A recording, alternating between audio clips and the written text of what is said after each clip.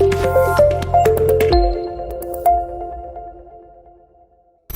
end of the Second World War is a milestone in contemporary world governmental issues.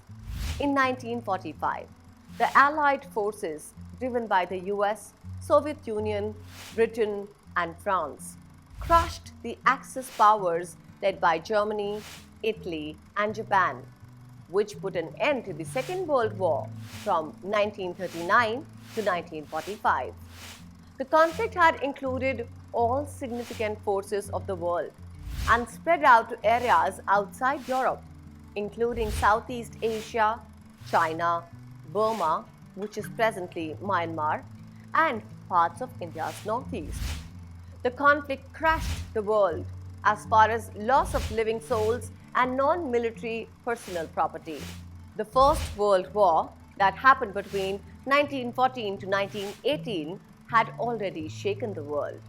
The end of the Second World War was additionally the inception of the Cold War. The World War ended when the United States dropped 2 nuclear bombs on the Japanese urban areas of Hiroshima and Nagasaki in August 1945, making Japan to give up. The USA is often criticized for this action of dropping the bombs, as many scholars state that Japan was going to surrender by itself. It was pointless to drop the bomb, which created so much devastation.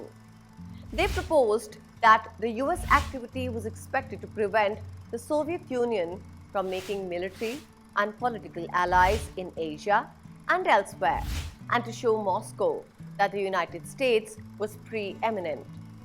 US allies have contended that dropping of the nuclear bombs was important to end the conflict rapidly and to stop further loss of American and Allied lives. Whatever the intentions, the outcome of the Second World War was the ascent of 2 new powers on the worldwide stage. With the loss of Germany and Japan, the devastation of Europe, and negatively affecting different parts of the world, the United States and the Soviet Union turned into greatest powers on the planet with the capacity to manipulate occasions anywhere on Earth. While the Cold War was a result of the emergence of the US and USSR as 2 superpower opponents to one another, it was additionally established in the agreement that the obliteration brought about by the utilization of nuclear bombs is excessively expensive for any nation to bear. The rationale is straightforward yet powerful. At the point when 2 superpowers are in possession of atomic weapons fit for perpetuating demise and annihilation inadmissible to one another, a full-fledged war was very unlikely.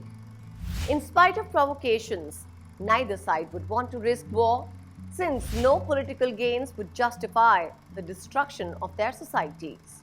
In case of an atomic conflict, the 2 sides will be so gravely hurt that it will be difficult to declare one side or the other as the winner.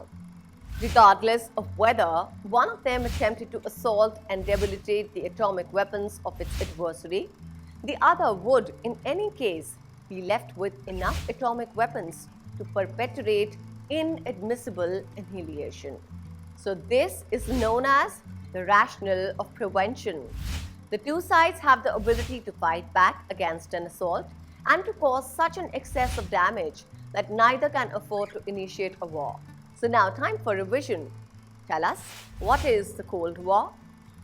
In the next video, we'll study the emergence of 2 power blocks.